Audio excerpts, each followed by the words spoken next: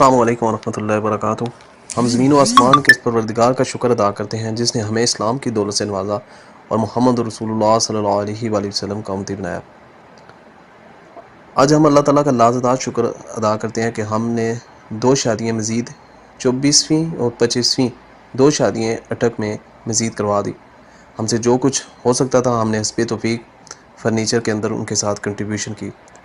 یہ شادیاں بھی الحمدللہ اسلامی رسم و رواج کے مطابق ہوئیں اور اس میں حتی الامکان کوشش کی گئی کہ جو رسومات ہیں، ہندوانہ رسومات ہیں اور معاشرے میں جو خرافات ہو رہی ہیں ان سے دور رکھا جائے۔ اللہ تعالیٰ ان بیٹیوں کے نصیب اچھے کرے اور دونوں خاندانوں کو آپس میں جوڑ کے رکھے۔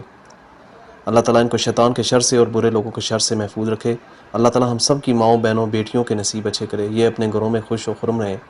میں تمام اپنے سننے والے بھائیوں سے یہ ریکویسٹ کروں گا کہ جب کسی کی بیٹی آپ کے گھر میں آتی ہے تو خدا را اس کو بھی اپنی بیٹی سمجھے، اور اسپیشلی جو ساس کا رشتہ ہوتا ہے یا نند کا رشتہ ہوتا ہے اس کے اوپر بڑی عجیب و غریب قسم کی داستانیں ہیں، تو خدا را اس کو بھی اپنی بیٹی کی طرح سمجھیں۔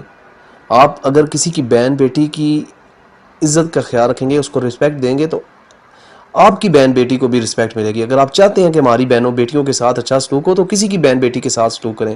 یہ نبی کریم صلی اللہ علیہ وسلم کی حدیث کا مفہوم ہے، آپ کسی کی بہن بیٹی کے ساتھ زیادتی کریں گے تو آپ کی بہن بیٹی کے ساتھ بھی زیادتی ہوگی۔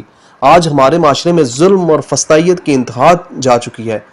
ہم لوگ دوسروں کی بہنوں بیٹیوں کے اوپر ظلم کرتے ہیں اور اپنی بہنوں بیٹیوں کے لیے دوسرا کرائٹیریا ہم نے رکھا ہوتا ہے۔ اور دوسرا، اللہ تعالیٰ رحم و کرم اور امامنات فرمائے۔ میں تمام بھائیوں سے ریکویسٹ کروں گا کہ اپنی شادیوں کو خدا را آسان بنائیں۔ ان شادیوں کے اوپر جو ہم بےہودہ رسم و رواج اور لاکھوں کے حساب سے پیسے اڑاتے ہیں گانے باجے کے اوپر اور بےہودہ رسم و رواج کے اوپر، خدا را ان چیزوں کو چھوڑ دیں۔ زندگی موت کا کوئی پتہ نہیں ہے، اگلے جان بڑا سخت حساب کتاب ہونا ہے، اس لیے اپنی شادیوں کو ایزی کریں۔ یہ جو آپ اخراجات کر رہے ہیں نا، یہ کسی اور کی بہن بیٹی کے لیے رخصتی کے لیے کر دیں۔ آپ ہمارے ساتھ الحمدللہ ہم نے ٹارگٹس دیے ہوئے ہیں، کتنی ہزار بیٹیاں، لاکھ بیٹیاں بیٹھی ہوئی ہیں جن کے پاس فرنیچر نہ ہونے کی وجہ سے، جہیز نہ ہونے کی وجہ سے ان کی شادیاں رکی ہوئی ہیں۔ تو اس لیے یہ مال و متاع ادھر ہی رہ جانا ہے، جب موت آ جائے گی تو پھر پتہ چلے گا کہ ہم نے کیا کرتے رہے ہیں۔ حساب ہونا ہے، ہر پیسے کا ایک حساب ہونا ہے۔ تو اللہ تعالیٰ ہمارا حامی و ناصر ہو، اللہ ہم سب کو آپس میں اتفاق و اتحاد دے۔ میں یوتھ سوشل ویلفیئر سوسائٹی کے تمام ممبران کا شکریہ ادا کرتا ہوں جن کے تعاون کی وجہ سے یہ ممکن ہوا۔ اللہ تعالیٰ ہمیں آپس میں اتفاق و اتحاد دے، اسی طرح ہم معاشرے میں امن و امان کے لیے، دوسرے لوگوں کی فلاح و بہبود کے لیے کوشش کرتے رہیں گے۔ السلام علیکم ورحمۃ اللہ وبرکاتہ۔